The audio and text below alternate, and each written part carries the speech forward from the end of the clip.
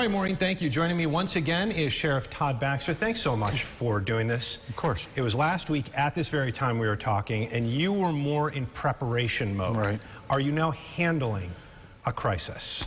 Yeah, I think all the wheels are turning, right? It's about synergy right now, make sure all the supporting services, police, fire, EMS, the jails are all working together. There's 9 different police chiefs in Monroe County, make sure we're communicating. So right now the preparatory work has been done. Now we're starting just to move forward, but we're moving forward at a very slow pace. There hasn't been a great surge in calls. We're monitoring things like domestic violence calls and mental health calls and things like that, see if anything's calls around, you know, our food distribution points, and they've all stayed pretty calm. Speaking of calm, I was worried when we were talking about that, how some of these things were going to be done off-site, perhaps some things not as heavily enforced, and I worried, what would the community response be? Would we see more crime? And you're saying that perhaps people are taking it a bit chill.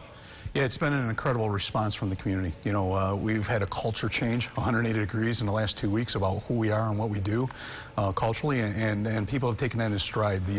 Again, the call volume has not gone up. Actually, it's gone down a bit. The calls we would expect to go up have not gone up. You know, this is a great testimony to our community of adapting, overcoming, and seeing if we can flatten that curve together as a community. That's very encouraging. We do have a question from a viewer for that. We're going to toss it over to Maureen.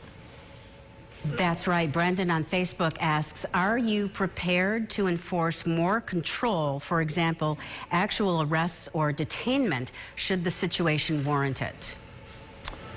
Yeah, so that's the things that we look at. You know, when we talked about it just about a half hour ago with my chief deputy, we were talking about call volume and should one department start losing people to the virus, you know, how would we adapt to them or support the other police departments?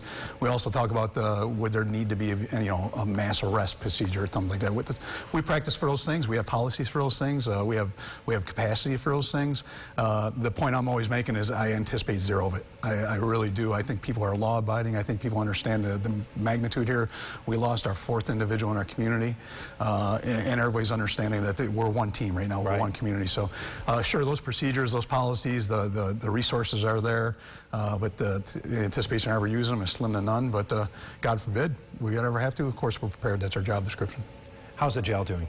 Jail's doing good. You know, it's a tight-knit environment. It smells like a swimming pool, is what my major in charge of the operations there said last week. It's being, you know, it's as clean as it can possibly be. We're testing every person that comes into the jail. If it's an inmate coming in, they're on a 14-day quarantine, so they don't come in and accidentally pass the virus. Every staff member, civilian and sworn, gets checked every day while they're in there. If they're more than 6 hours, they get rechecked. We got all the proper gear. We're following every guideline that's out there. We're above and beyond. I just got a written report from Prime Care, who oversees our medical portion of that. They said we're doing better than most agencies could be expected to be doing. So it doesn't mean the virus won't get in there. It doesn't mean we're not prepared if it does, but we're doing all we can do to make sure it stays outside and to reassure the loved ones. You know, we got family members that are outside the walls thinking about their family in there, so we provided free phone calls. We made over 1,200 phone calls last week for no charge to the inmates, so they can contact their loved ones and make sure they know that they're safe. Very good. Well, we wish you and your men and women the best as we move forward here. You can follow Todd Baxter, by the way, on Twitter. He's out and about. A lot of positivity on there as well as good advice. So, Sheriff, thank you. You can also follow us over at rochesterfirst.com and get updates on our social media pages on Facebook and Twitter. Maureen? Still